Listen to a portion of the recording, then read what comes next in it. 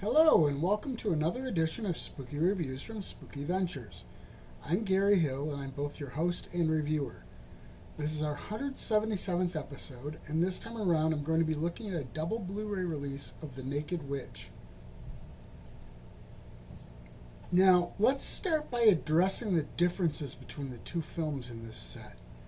The movie The Naked Witch is on the first disc, along with some bonus material.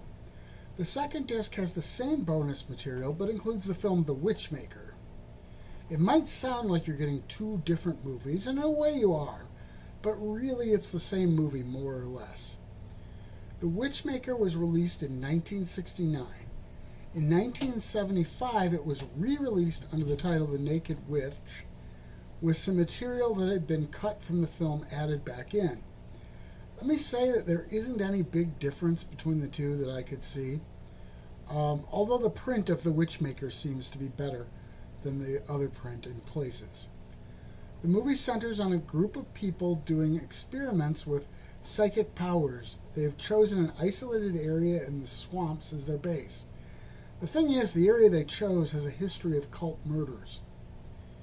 Fans of classic 1960s comedy will certainly recognize the professor, who is the leader of the group.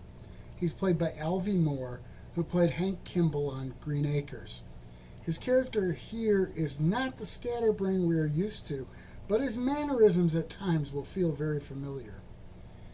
As to the title, there's no real nudity here, although it comes close, and there are some scenes that definitely exploit sexual imagery. That said, sex is part of the story, so some of it doesn't really qualify as gratuitous. This film is not really about witches exactly, but more about a satanic cult. The film tends to lag a little at times, but in general it has good pacing. It does a good job of maintaining a sense of creepiness, and for some reason I'm reminded just a little bit of The Evil Dead. Of course, this movie obviously came out first.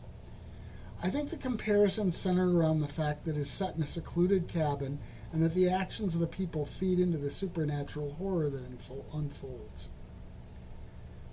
This was clearly not a big-time production, but they really did a good job with effects and pretty much everything else. It's definitely a B movie, but a particularly effective one. Now, I mentioned bonus materials. There really isn't much here. We get the usual commentary track.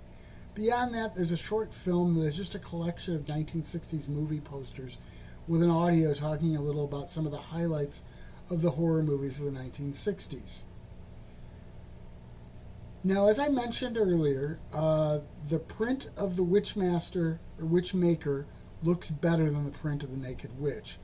There are some glitches in The Naked Witch, but they don't overall really detract from the film. In general, I'd consider this to be a gem in the rough that has been largely overlooked. It fits well with the satanic panic movement of the time, and it does have the kind of ending you might expect of films of that era. Spooky Ventures is the home for spooky content and spooky merchandise on the web. Check it out today at spookyventures.com. And remember, always keep it spooky.